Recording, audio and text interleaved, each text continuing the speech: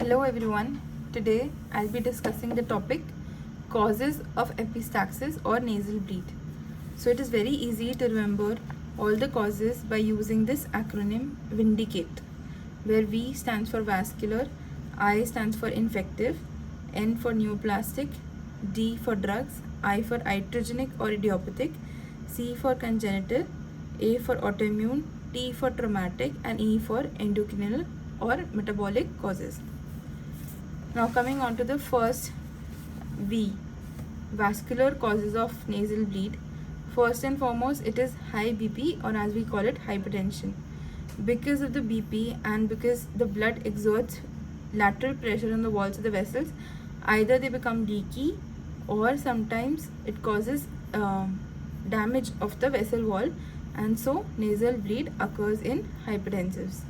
It usually is a venous bleed that comes from the Woodruff plexus of veins, which is present posterior to the inferior turbinate in the lateral wall of the nose.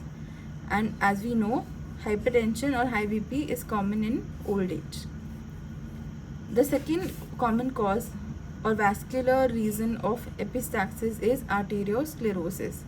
In this, the vessel with time loses its flexibility and so is more prone to rupture. Coming on to the third vascular reason of epistaxis, disorders of blood and blood vessels such as aplastic anemia, leukemia, hemophilia, Christmas disease, etc. Any which cause the deficiency of any clotting factor will then hamper the clotting mechanism and hence will make the patient more prone for any bleed. Here it is nasal bleed. Then there are two conditions such as scurvy and vitamin K deficiency. In scurvy, there is due to deficiency of vitamin C, the collagen formed is a little of inferior quality. So the vessels become leaky, and that is how it leads to nasal bleeding. In vitamin K deficiency, vitamin K is responsible for converting clotting factors 2, 7, 9 and 10 into the mature forms. How? Because an enzyme which converts these in their active or mature form requires vitamin K. So if it is not there, the active form of these factors will not be there and the clotting mechanism will be hampered and thus will lead to bleeding. Two other miscellaneous causes which are somehow vascular, I've mentioned here, are pregnancy. Even in pregnancy, because the hormonal disturbances, it can cause nasal bleed also. And there's one term called vicarious menstruation, in which what happens is, we call it vicarious because during menstruation, other than the bleeding from the uterine cavity, if there is bleeding from any other site, it is called as vicarious menstruation. In our topic which you're studying, it is the nasal bleeding, but some girls also have bleeding from through their ears, through their eyes. Through their eyes, they have bloody tears, and it happens only during their menstrual period. So that is the term vicarious menstruation. One other vascular reason of epistaxis is HHT. What is that? Hereditary hemorrhagic telangiectasia, and it was previously known as Osler-Weber-Rendour syndrome. It is an autosomal dominant disease about which we'll study in detail a bit. Hereditary, why? Because we get it from our parents. It is an autosomal dominant disease. It runs in families. So while taking history of nasal bleed, we also have to take family history as well. Hemorrhagic, why? Because these people, the ones affected, have a tendency to bleed. In our case, it is the nasal bleed. Telangiectasia. If we break down the word into three parts, it means tel means end, angia means blood vessels, and ectasia means deformed. So there are deformed blood vessel end, which are known as arteriovenous malformation or AVMs. So in this condition, we get a lot of AVMs at various places, which we will study later on. Now, 3 genes. It is an autosomal dominant disease. So 3 genes have been implicated with HHT, which are endoglin, ACVRL1, and SMAD4. So this disease runs in families, and we do not have to forget about asking about family history. Now, what are the clinical features of HHT? It is nosebleed. In this case, it is recurrent, spontaneous. Telangiectasia can be found at fingertips, lips, oral cavity, mucosa, and on the face. Some cutaneous telangiectasic lesions can be seen. AVMs or arteriovenous malformations, which are apparent on angiography, can be seen mostly in the liver, then in the lungs, in the GI tract, and in brain. In the brain, HHT can also lead to some abscesses. So this is how much about HHT. Now coming on to the next cause, I, infective causes of nasal bleed. All crust forming diseases in the nose can then eventually lead to nasal bleed. What are these? For example, atrophic rhinitis, rhinitis sicca, granulomatous lesions of nose such as rhinosporidiosis. When thoda sa bhi chedoge, it will lead to nasal bleed. TB and syphilis, granulomatous lesions, can lead to nasal bleed. Acute sinusitis, viral rhinitis, nasal diphtheria can lead to nasal bleed. Typhoid, malaria, dengue, influenza, measles, chickenpox, whooping cough, rheumatic fever, infectious mononucleosis, all can lead to nasal bleed because the blood parameters are such that the patient can have a nasal bleed easily. Now coming on to a miscellaneous topic that I've included here, foreign bodies. Foreign bodies can also lead to nasal bleed. How? Some living, some non-living. So the non-living foreign bodies, for example, any neglected foreign body, for example, बहुत common है, मोती बच्चा नाक में घुसा के आता है, तो वो अगर किसी ने नहीं पकड़ा सही टाइम पे, वो पड़ा रह गया नाक में, वो इन्फेक्ट हो गया, इन्फेक्टेड पॉलिप या इन्फेक्टेड जो भी होता है फॉरेन बॉडी कैन, इसको कहते हैं राइनोलिथ. जब foreign body becomes so neglected that it forms layers around it और पत्थर जैसे हो जाता है, तो इसी को कहते हैं नाक का पत्थर या राइनोलिथ. तो it can cause bleeding. Now some living foreign bodies which can cause bleeding, which is very, of course we can imagine it, is maggots. Maggots are nothing but house fly का छोटा रूप. Now coming on to N. N is neoplastic.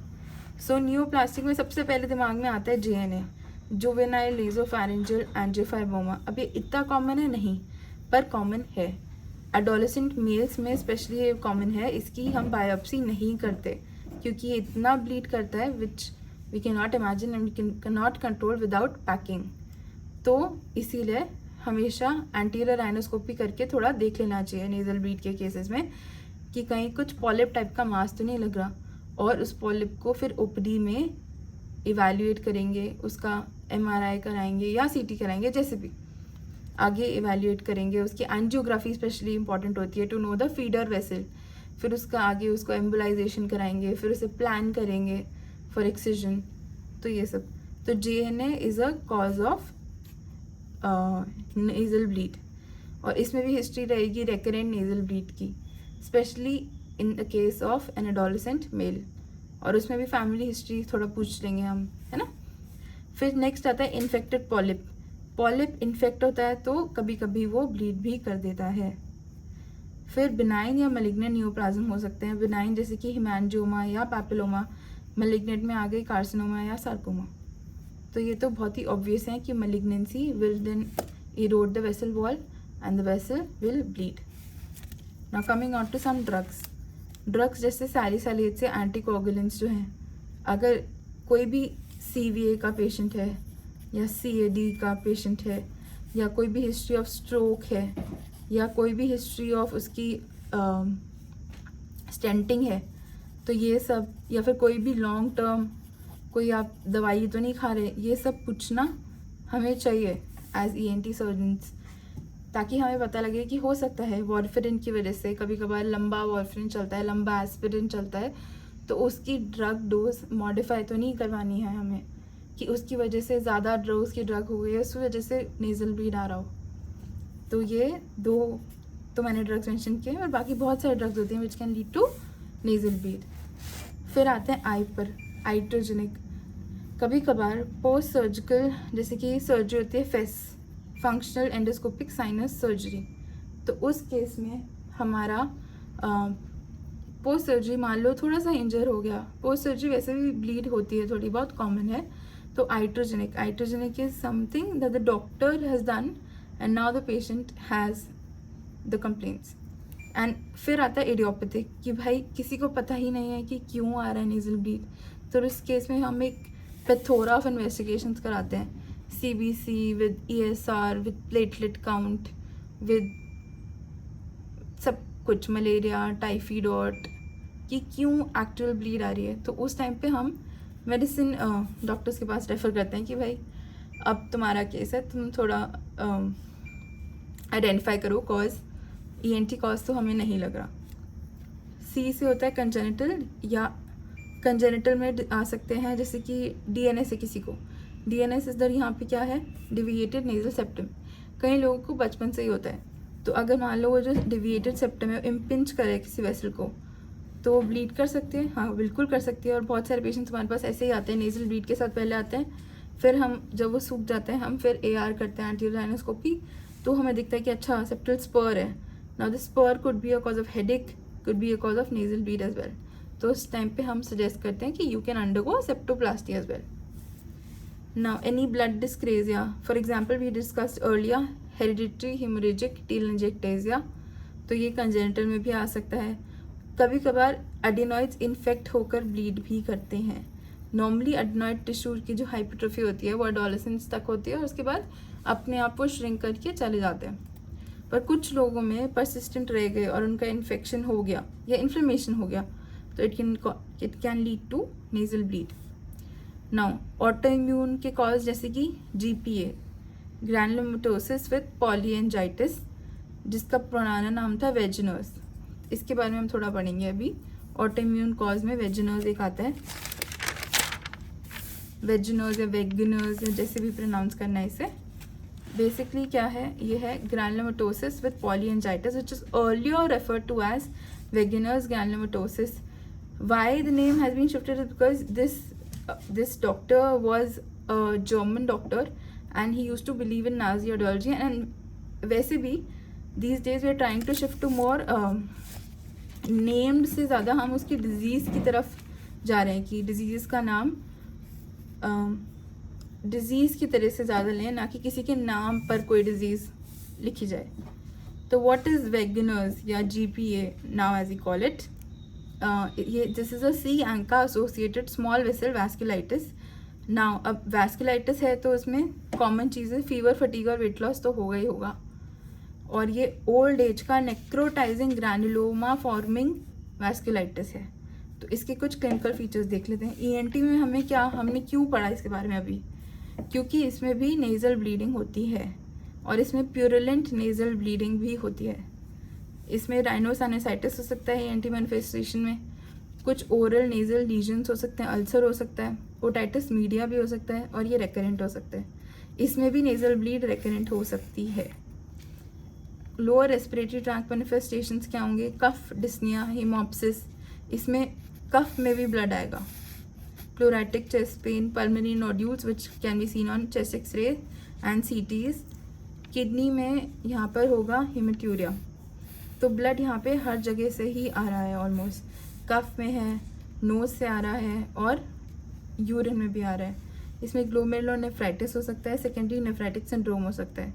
Cutaneous भी होते हैं इसके manifestations, वो क्या होता है, purpura on lower extremities which are raised and palpable, livedo reticularis, urticaria erythema nodosum.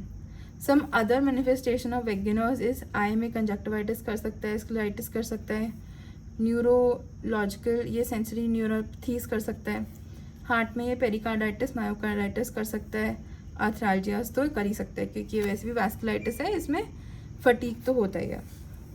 इसमें वैसे ब्लड पिक्चर क्या होती है, न्यूट्रोपिनिया होता है secondary to sequestration and destruction of the neutrophils, क्योंकि it is a vasculitis after all and a granulomatosis. Now coming on to the traumatic causes. Traumatic causes में सबसे पहले आता है finger nail trauma, usually common in children. They because of the finger nails, वो क्या करते हैं, एक हमारा आर्टीरियल प्लेक्सिस होता है, एंटीरियरली सेप्टम पे होता है, जिसे कहते हैं हम कीसल बैक प्लेक्सिस, वहाँ पे फिंगर नेल ट्रॉमा करके, और या फिर एक रेट्रोकॉल्यूमेलर वेन भी जाती है, वहाँ पे भी वो ट्रॉमा करके ब्लीडिंग कर सकते हैं। तो बच्चों में the most common cause is finger trauma, nail trauma, and बड़ों में the most common cause is hypertension of nasal bleed. अब ट्रॉमेटिक अदर कॉजेज क्या हो सकते हैं नेजल ब्लीड के, पोस्ट आरटीए या पोस्ट फिजिकल असॉल्ट, जैसे कि फ्रैक्चर हो गया बेस ऑफ स्कल में, जिसकी वजह से फ्रैक्चर टेम्पोरल बोन है, जिसकी वजह से फ्रैक्चर नेजल बोन हो गया समहाउ, या फ्रैक्चर फेशियल बोन्स हो गया मिडिल थर्ड, तो उसमें कहीं पे भी फ्रैक्चर हो रहा है, तो हम एक बार सेप्टल हेमेटोमा ज़रूर चेक करेंगे, क्योंकि हो सकता है नेजल ब्लीड ना हो सकता है सेप्टल हेमेटोमा बना हो। सेप्टल बल्ब चेक करते हैं एक बार हमेशा, ठीक है। दूसरा, वायलेंट स्नीजिंग या हार्ड ब्लोइंग ऑफ नोज में इतना ज़्यादा हार्ड ब्लोइंग कर दिया है कि जो वेसल की म्यूकोजा है वो ही फट गई है और उसकी वजह से थोड़ा सा ब्लीडिंग आ गया, तो इसमें भी घबराना नहीं होता। या फिर caisson disease, sorry I do not pronounce it, sudden decompression या एटमॉस्फेरिक चेंजेस की वजह से भी कभी कभी ट्रॉमेटिक नेजल ब्लीडिंग होती है। और लास्ट है हमारा एंडोक्रीन या मेटाबॉलिक कॉजेज। इसमें ये लिवर हो सकता है या किडनी डिजीज हो सकती है। लिवर अगर हेपेटिक सिरोसिस होगा तो there be deficiency of factors 2, 7, 9 and 10, and kidney इसे एक्टिवेट करती है इनको, तो नेफ्राइटिस के केसेस में भी नेजल ब्लीड हो सकती है, all because the clotting mechanism is hampered. So thank you so much. This was all about nasal bleeding. I'll meet you in my next class. Bye.